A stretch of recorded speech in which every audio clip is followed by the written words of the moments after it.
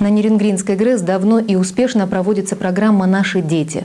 Оказывается всесторонняя помощь пенсионерам и ветеранам. Молодежной политике и на предприятии, и в городе вообще стали уделять внимание не так давно. Первая молодежная конференция, прошедшая на Нерюнгринской ГРЭС 7 декабря, это попытка объединить энергетиков в возрасте до 35 лет, работающих на станции и Чульманской ТЭЦ. Молодых людей на предприятии немало – 30% от тысячного коллектива. И проблем у них хватает. Это и обучение, и жилье, и отдых, и досуг. Основной целью проведения конференции стало создание молодежной организации, призванной решать все эти задачи.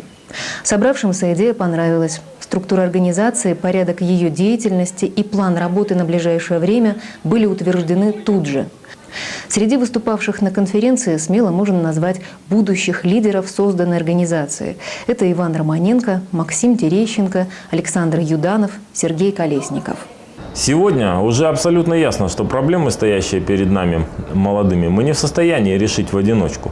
И, следовательно, нам нужна организация, которая могла бы скоординировать все наши усилия, донести на позицию молодых специалистов до администрации предприятия и каким-то образом повлиять на разрешение накопившихся проблем.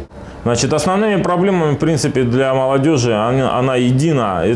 На первое место встает, конечно, жилищный вопрос. И второе – это организация досуга.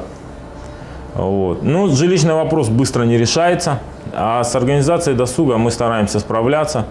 И первым нашим делом это мы провели конкурс на эмблему и название молодежной организации, а также выпустили первый выпуск молодежной газеты, которая бы смогла донести до каждого работника Нерюнгринской ГРЭС о целях, задачах, проблемах молодежи, каким образом мы собираемся решать их.